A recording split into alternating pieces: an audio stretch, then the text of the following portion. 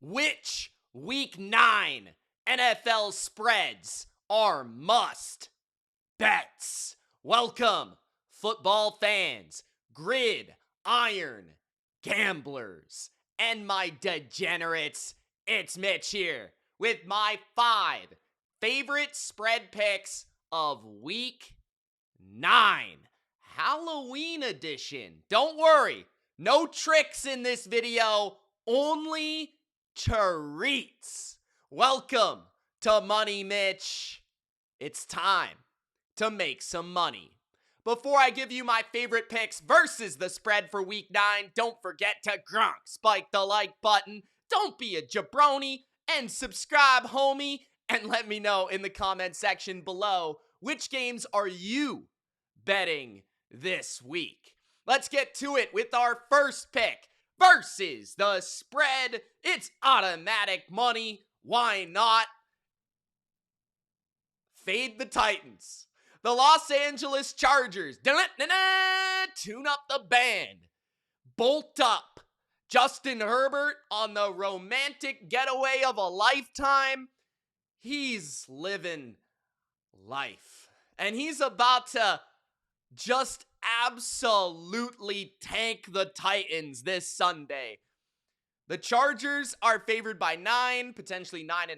Anything below 10, honestly, anything below 10.5, I would lay the points with the Chargers. First of all, I was extremely impressed by the Los Angeles Chargers last Thursday. Notice how I underline and emphasize the word Thursday. That means 10 days of rest.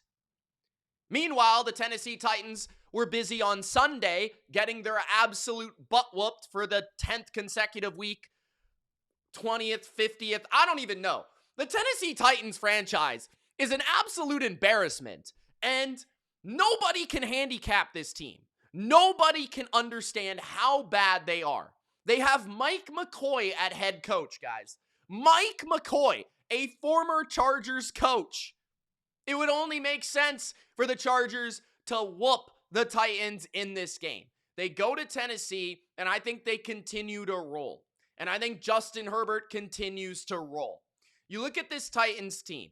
They don't do anything well. They don't stop the run. They don't stop the pass. They don't pass protect. They don't really run the ball well. What is there that has you backing the Titans under double digits against a playoff team in the Chargers? An elite quarterback in Justin Herbert. An elite passing game in the Chargers. Forget about it, man. The Titans are trading all their corners away. L'Jarius Sneed doesn't even want to play. They just traded Roger McCreary to the Rams. They traded Brownlee earlier in the season to the Jets. Two of their top 3 corners have been traded. And then you get into their injury report, bro. It's even worse. Xavier Woods, their safety, starter, did not participate the last 2 days. Jahad Ward, one of their rotation edge rushers, did not participate on Thursday. Jeffrey Simmons, their best player on their damn team, hasn't practiced, didn't play last week, is injured, won't play. Their best player, Jeffrey Simmons. Interior, just destroyer, pass rusher, run defender, he's out, okay? Calvin Ridley hasn't played in a couple weeks, did not participate at practice on Wednesday or Thursday. Their number 1 receiver, highest paid receiver, out. Tony Pollard's on the injury report. He's going to play, but he's on the injury report. Chiga Okonkwo, their tight end, did not participate in practice on Thursday. Dan Moore, their left tackle, who didn't practice on Wednesday, was back on Thursday, but still beat up, just like Tony Pollard. Arden Key, their second best pass rusher, hasn't practiced on Wednesday or Thursday and might get traded. So let's think about this real quick. The Tennessee Titans, who are already the team that picked first in the NFL draft, have fired their head coach, have fired their offensive line coach, who was released because his son was the head coach. Don't have their number 1 receiver. Don't have their best player. Don't have their best defensive player. Don't have their second best edge rusher and second best front 7 player. Have traded 2 of their top 3 corners against Justin Herbert, with Joe Alt back at left tackle, who just dismantled an elite Vikings pass defense, who had no problems with Brian Flores. Have Ladd McConkey, Keenan Allen, Quentin Johnston, this random tight end rookie kid who's going crazy. Balance offensively. Tennessee's terrible against the run, even worse without Jeffrey Simmons. They have no pass rush without Simmons or without Key. Are you kidding me? Why is this spread not like 14? If I were making this spread, it would be like 14 and a half. Like, this spread literally makes no sense. It's rather the Chargers are undervalued or the Titans are overvalued, or maybe both. Cam Ward has been promising in spurts, in moments, small moments within games, but none of it has led to actually covering anything. None of it has led to wins. None of it has led to spreads being covered. Okay? Like, I like the DK kid at wide receiver. I like Tony Pollard. I like Spears. They have some decent players on offense. But this is a Chargers defense that's very well coached. They have Khalil Mack back. That totally transformed their pass rush. Did you watch them against the Vikings? They were all over Carson Wentz. They basically made the guy retire. Like, honestly. So, with Khalil Mack back, it's a different defense. The Chargers in the secondary are a bit beat up, which is my only concern about this spread.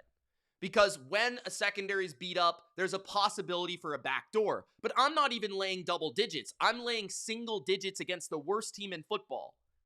With a Chargers team with an elite passing attack coming off a 10-day rest. I really don't get this. The Titans can't cover them. They can't get to Herbert. They can't stop the run. They won't be able to keep up on the scoreboard. I'm not intimidated by Tennessee's home field advantage. What am I missing? Am I missing something? Yeah, like Stills beat up, Cam Hart's beat up, but Derwin's going to go. Elijah Molden's a good safety. I don't care if Tony Jefferson's out. We've got Henley and Perryman at linebacker. We've got Tart in the middle. We've got Thule and Owe on the edges along with Khalil Mack. They're going to get pressure. I don't think the Titans can run the ball all over the Chargers, which is kind of what you have to do to stay in the game. I highly doubt it. Minter's too good of a coordinator to be fooled or beaten by a rookie quarterback. Like, the way Herbert played against the Vikings, they might score 35 points in this game, 40 points. So, give me the Chargers, man. I just don't get this at all. Like, -9, 9.5. Free money, dude. Like, honestly, like, free money. I don't get this at all. Now, let's get to the team who has been the team for us this season, the reputation builder of Money Mitch. And I honestly feel like sometimes that I was supposed to make the channel this year, at this time, during this season. Because this is the season of Drake May. And it just so coincides with me making this channel at this time as a Patriots fan. After a couple of rough seasons with Bill at the end of his days and Mac Jones and company. Don't get me started on Bailey Zappi. I'm back at it with the New England Patriots. What are we at with the Patriots right now? In terms of laying the points or in terms of covering the spread. 6-1 on the season. I think we've been betting the Patriots every single game since week 2.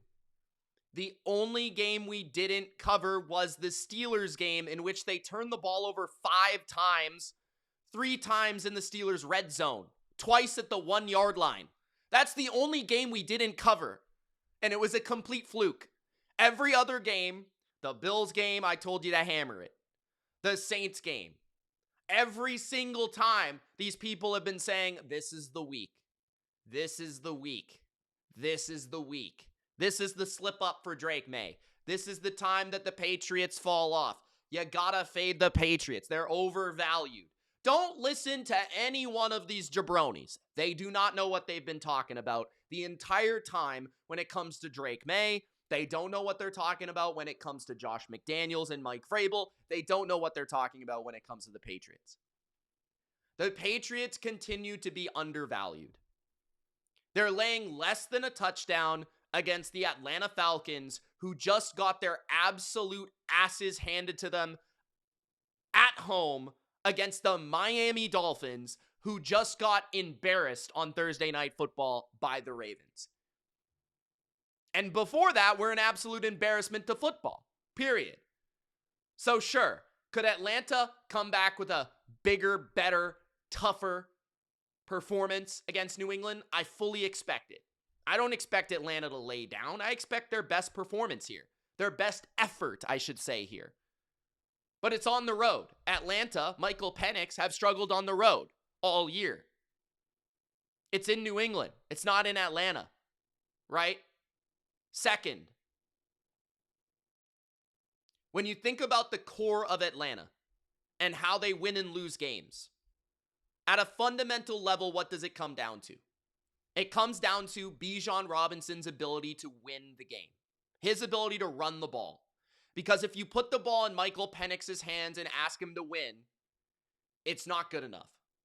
He's not good enough. He's not Drake May, okay? Bijan Robinson is amazing. I think he might be the best running back in the league.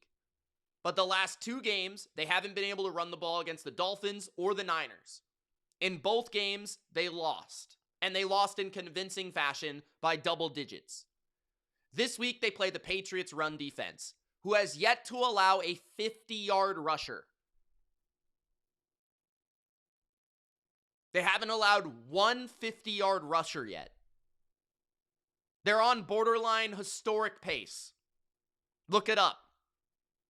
James Cook didn't run for 50 yards against this defense. James Cook. Okay?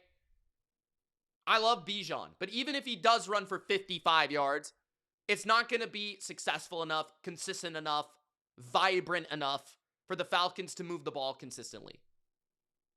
Michael Penix has a vision problem. He doesn't attack the middle of the field. As we saw on Sunday Night Football against the Niners, he only attacks the perimeter. That's a problem against the Patriots because that's where they're strongest in coverage.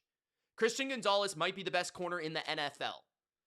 He will take away Drake London, and I expect him to travel with Drake London because he is capable of doing that. Second, Marcus Jones, the nickel corner of the Patriots, has been the best nickel corner in the league this year. He actually just won AFC Player of the Month on defense. And Carlton Davis is their weak link at the corner position. Yeah. Penix will be pressured by Milton Williams and Barmore on the inside. Landry can take advantage of his matchup with Elijah Wilkinson, who's a backup right tackle. And I honestly think the Falcons will struggle to move the ball in this game because the Patriots defense continues to ascend. And outside of the first quarter, in many metrics, they are an elite defense. If you just look at the last 3 quarters, they are a top 3 defense in the league. Period. Factually, statistically, analytically speaking. And that defense is complemented by Drake May, who's probably the MVP of the league right now. He's the best deep ball passer in the league. He's mobile, elusive, accurate, consistent. And Atlanta's defense might have problems with Josh McDaniels when it comes to the run game. And this is a concern for the Falcons. The Falcons were ran over by the Niners. They gave up some efficiency on the ground to the Dolphins, enough for them to be balanced on offense. And the Patriots are a big team on offense. And Atlanta is a small defense. And so New England might have the advantage in terms of pure power and the ability to run the ball to create enough balance for Drake May to feast off of it. The Falcons like to blitz, but it's hard to blitz when you're constantly in 2nd and 5 and 3rd and 4 and not in 3rd and 8 plus, 3rd and 7, 3rd and 10, 3rd and 12, right? And then you look at Drake May's accuracy, consistency, ability to be at a high success rate on early downs against the zone coverages of the Falcons. just his precision and ability to dink and dunk. And then when things open up, when the Falcons do decide to blitz, that's when he's going to burn you with the deep ball down the field, which at some point a team has to fear because he's just hitting every single one of these things. Like every single one. Divine Diablo is a massive loss for the Falcons defense.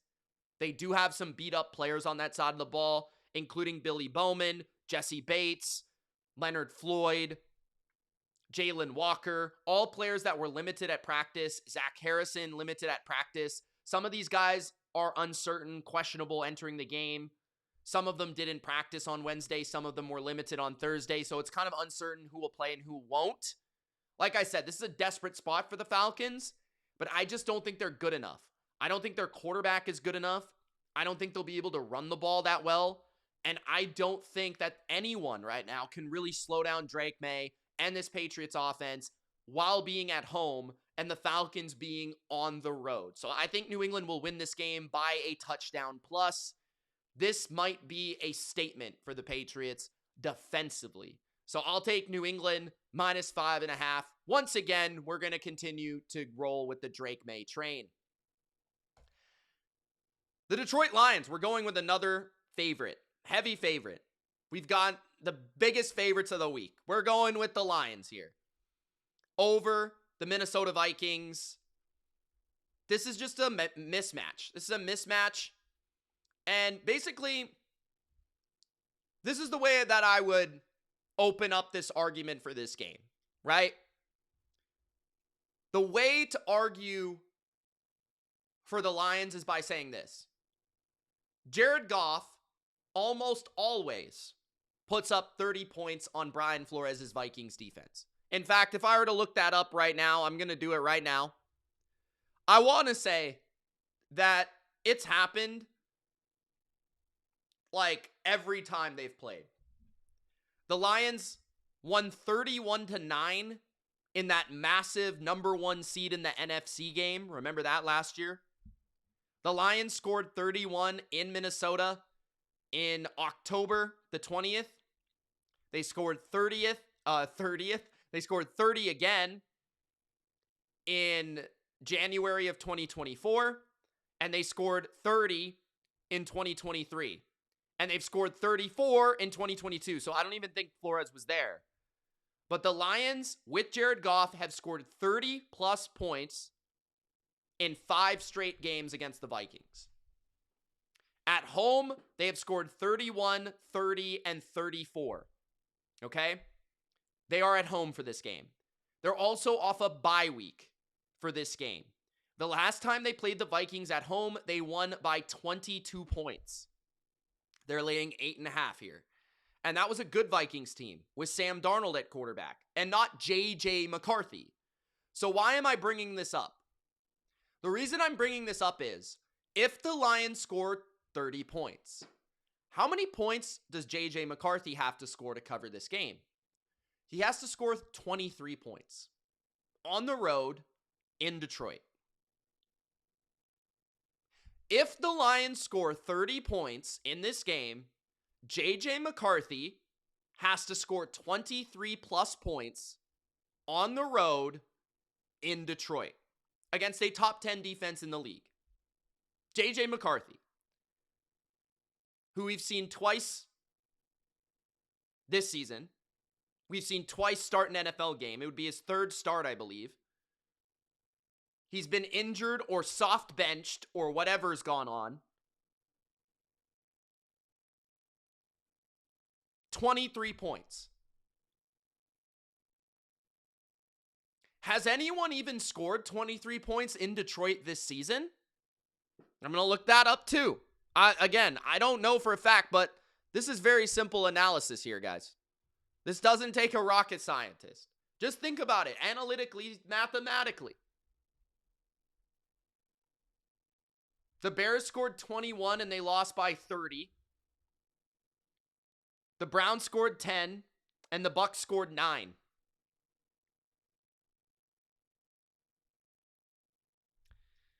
Let's look at last year. I know they gave up 30 plus to the Commanders in the NFC divisional game. They gave up 48 to Josh Allen, okay. 31 to the Packers. But that was when they were really injured, right? They gave up 20 to Chicago, 6 to Jacksonville, 14 to Tennessee, 29 to Seattle. I guess that's pretty impressive. 20 to Tampa Bay.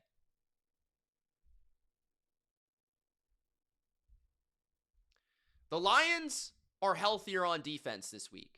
They're getting Brian Branch back from suspension. They're getting potentially Kirby Joseph back. I wouldn't rule it out. Terrion Arnold is a full participant, so that's one of their starting top 2 corners on the perimeter, full participant. Their best safety, their best defensive back, Brian Branch, back. Avonte Maddox, one of their depth nickel back cornerbacks, he is also limited. The Lions also just looked really good in the secondary, even with their backups against Tampa Bay. Like, I was extremely impressed. Their tight, nasty man coverage that they were playing. I'm not sure the status on Rock Ya-Sin, but if they have Arnold back along with Amik Robertson, Arthur Millette played really well in that game last week. Avonte Maddox might be back for the depth. Brian Branch will be back, which they can move him around. I was really impressed by Thomas Harper in that game. But their defensive line is also really impressive. Alim McNeil was back in that game against the Bucs. He looked great. Aiden Hutchinson's unblockable. And the Vikings have had troubles on the offensive line all season long. All season long. And Christian Darrisaw didn't participate in practice today, by the way. I don't know if they're resting him, but that's pretty significant. The Vikings might get Andrew Van Ginkel back, but does it really matter? I mean, Taylor Decker's a full participant now, so the offensive line of the Lions, one of the best in football, is fully intact. They've scored 30 every time against Flores. The Vikings are struggling to stop the run. Their corners are too slow. Jamison Williams is a constant threat for a bomb against the Vikings. There's nobody to cover Amon-Ra on this defense. Sam Laporta's a mismatch issue. They have the balance. Jared Goff has seen all of Brian Flores' blitzes, all of his stunts, all of the trickery. He's not fooled by this defense like a lot of others that don't see it on a regular basis, don't see it twice a year. The Lions are off of a bye. The Lions have their defensive line. I love their linebackers. The Vikings don't have anything in their identity that they can lean on. What are the Vikings good at? They can't run the ball. I guess they're good at Justin Jefferson. I mean, he's great. But we've even seen him. Amik Robertson's done a good job in the past against Justin Jefferson. Right? Can he slow him down just enough for him to not take over the game? I feel like that can happen.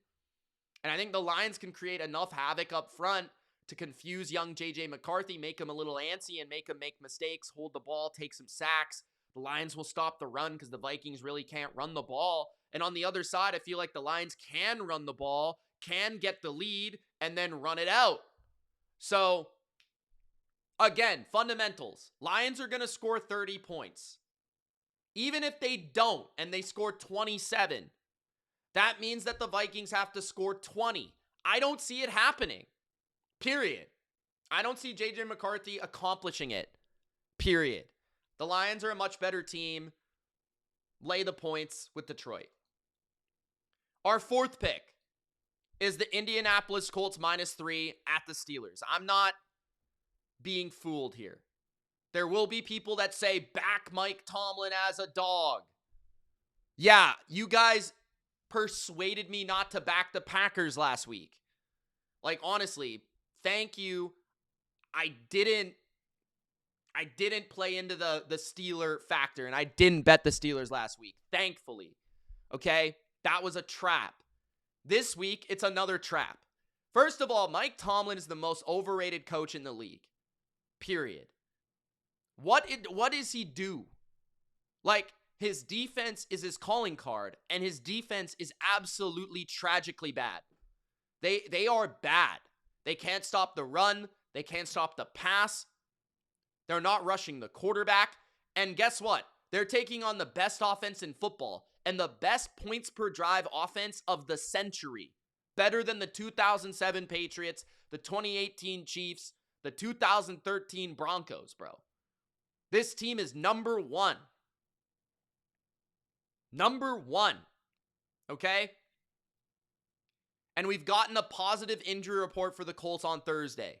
I was a little concerned about their defensive backs, but Kenny Moore was a full participant. Jalen Jones, full participant. Tyquan Lewis, depth edge rusher, full participant. One of their guards, full participant. Josh Downs, full participant.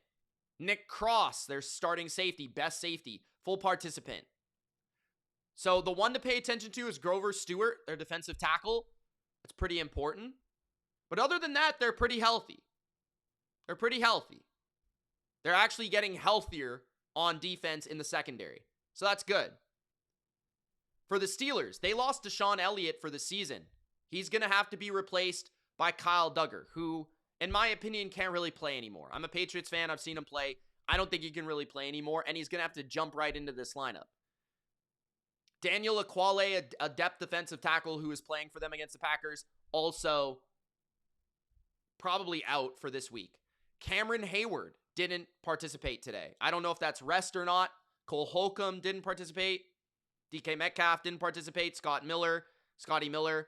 Those are probably rest, if I had to guess, if I had to look it up. Isaac Seumalo didn't participate. Darius Slay did not participate. This is probably veteran rest day for the Steelers instead of Wednesday, but let me double check that, okay? But basically what I'm saying is the Colts are getting some reinforcements. The Colts are getting a little bit healthier, especially in the secondary where they've been susceptible. Everybody's talking about how that's their weakness. They might be getting a little bit healthier there. But the biggest reason I like the Colts is I think the Colts are a tier above the Steelers. I think their offense is going to be able to do whatever it wants. I think they're 2 tiers above the Steelers, quite frankly. I don't care where the game is. I don't care about Mike Tomlin voodoo. I don't care about the Mike Tomlin spread trends and records. I do not care. Okay? What it comes down to is, can the Steelers stop Jonathan Taylor? No. Will the Steelers be able to get pressure on Daniel Jones against one of the best O-lines in football? Probably not. Can the Steelers cover man-to-man Michael Pittman, Josh Downs, Alec Pierce, and Ty Warren, who's going to go crazy on them? No. They play way too much man coverage. They're far too simple on defense. They can't stop the run. Shane Steichen has beaten Tomlin twice with 2 different quarterbacks, with not nearly as good of an offense as he has in this game. He's ripped the Steelers up. He's undefeated against Mike Tomlin. And Shane Steichen's also excellent when he's favored. His record when he's favored against the spread is actually really, really good, if you look that up. But looking at that injury report for Pittsburgh, just to maintain, okay? So some resting stuff. Slay was personal. Just checking if anything's big here. Seumalo is big. Pectoral did not participate. He's a good guard. And against DeForest Buckner, that matters, right? Deshaun Elliott is out for the year. Metcalf's fine, as I expected. But Seumalo's something to pay attention to. But overall, guys, Steelers are super overrated. They're a team that is trying to play like they have an elite defense, but they actually, in fact, have one of the worst defenses in football. And they're playing the best offense in football. The Colts are pretty solid against the run, so I don't expect the Steelers to be able to run the ball. And sure, they can dink and dunk a little bit and move the ball a little bit, but they're settling for field goals. The Colts will score touchdowns. Chris Boswell will kick a 54-yard field goal. Great. Mike Tomlin is the most conservative coach in football. He does not go for it on 4th down. Against an offense like the Colts, that does not work. That does not jive. That's how you lose games, and that's how you fail to cover the spread. Because Mike Tomlin is trying to cover spreads and win games, more importantly, like he has an elite defense. But he doesn't, and he's failed to adjust. And he doesn't have the offensive talent to be able to win shootouts against elite offensive competition. This could be a statement game from the Colts, just as the game against the Chargers was. I think they'll score 30-plus points, and I think the Steelers will score probably 20 to 24, but I don't think it will be enough to cover. So give me the Colts to win and to cover and to continue to roll against an overrated team. Our fifth and final pick, which I really struggled with. I thought about Jacksonville -2.5. I thought about Houston -1.5. I thought about Seattle -3. All games that I might think about later in my last minute best bets. But my fifth and final pick, because of the injury report today, put me over the edge. I'm back on the Niners, -2.5. My beloved Kyle Shanahan. We are back, okay? Now, the reason for this is a big game for the 49ers. They're coming off a loss, so I like to take Kyle Shanahan off of a loss and Robert Saleh off after really an embarrassing performance. And I think a lot of the things the Texans were able to do was just subject to the Texans.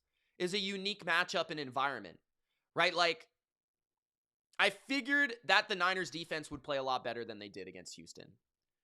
And ultimately, that game was going to come down to, could the Niners get pressure or not? And they didn't.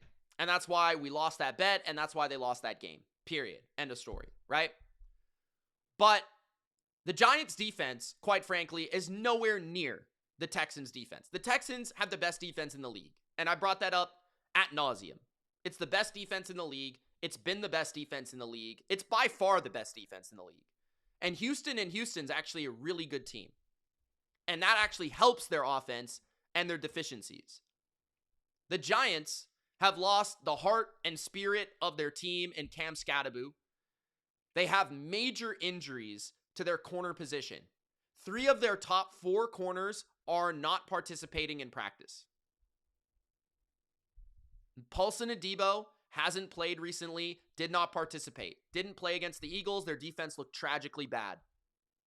Jermaine Illuminor, their right tackle, starting right tackle, didn't participate the last 2 days at practice. So you're talking about one of their starting linemen, a right tackle, a tackle. That's pretty big for a rookie quarterback. Probably won't play. Daniel Bellinger, kind of one of the key ingredients to their run game at tight end, also is not participating at practice. They might get Javon Holland back, who's limited, but Adebo is out. Art Green, who is their 3rd perimeter corner, or maybe their 4th, is not practicing. And Cordell Flott, their other starting corner, opposite of Adebo, is also not participating. So Adebo and Flott are probably both out. Deonte Banks is terrible. He's one of the starting corners. The other one that would start is Art Green. He's hurt. So I don't even know who their corners are going to be. Holland is also limited at the secondary safety position. On the offensive line, they probably won't have Illuminor. At running back, they won't have Skattebo. At receiver, they don't have Malik Neighbors. At tight end, they don't have Bellinger. This is a rookie quarterback going against an elite coaching staff. Now, on the other side, of course, the Niners have the most ridiculous injury report you've ever seen in your life. But let's look at it today. It got a bit better today. It's a little bit more promising today. So they have had a tragic amount of defensive line injuries. Bryce Huff is still out. Nick Bosa's been out. But last game, they didn't even have some of the other guys that would have helped them out, right?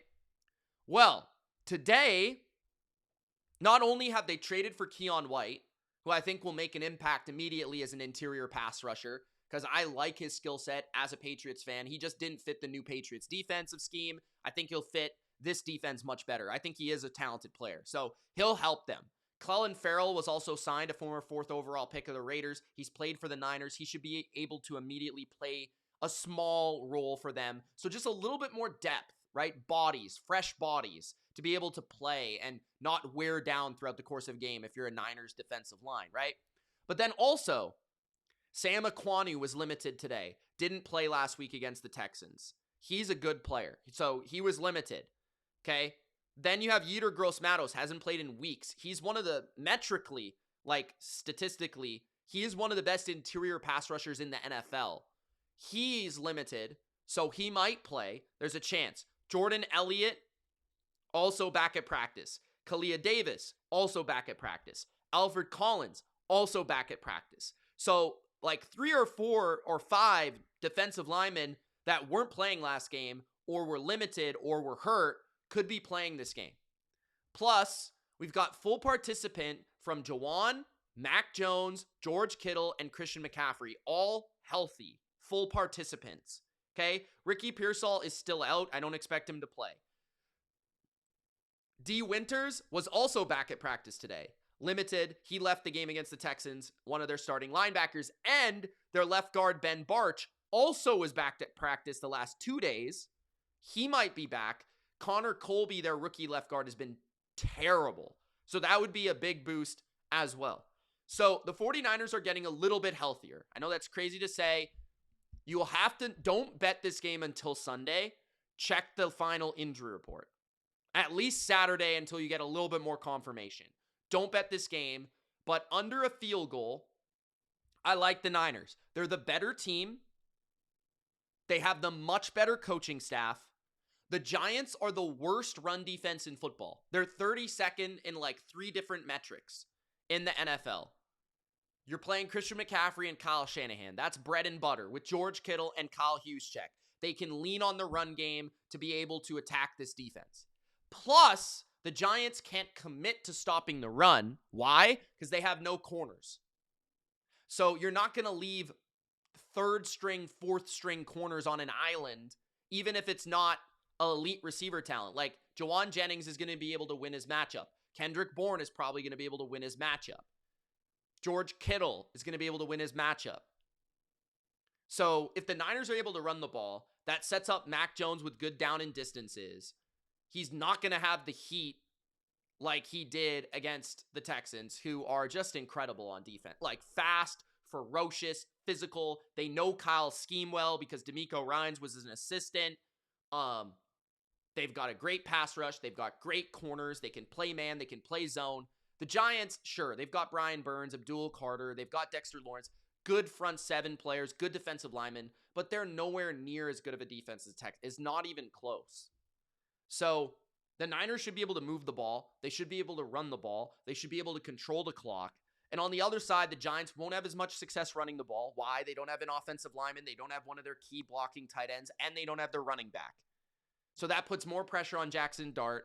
Jackson Dart is probably going to make some plays against this Niners defense, but the Niners do have their entire secondary healthy. Lenore, right? Green, Stout, Mustafa, all these guys are healthy. They're all healthy. So at least they have their full back end, even if their front isn't exactly healthy. And this is a must-win game because if they lose, they fall to 5-4. They're kind of in that spot where like maybe they miss out on the playoffs now. Like people are starting to be really down on them. But if they win, they're 6-3. The Giants aren't playing for anything. They're 2-6, right? So I like the Niners here after the injury reports. I needed to become clear on that, but that's my final pick for week number 9. Of course, my last minute best bets, my over-under picks. That will be coming, guys, as well. Don't forget it. Gronk, spike the like button. Don't be a jabroni. Subscribe to Money Mitch. Let's make some money this week. Good luck, guys. Peace.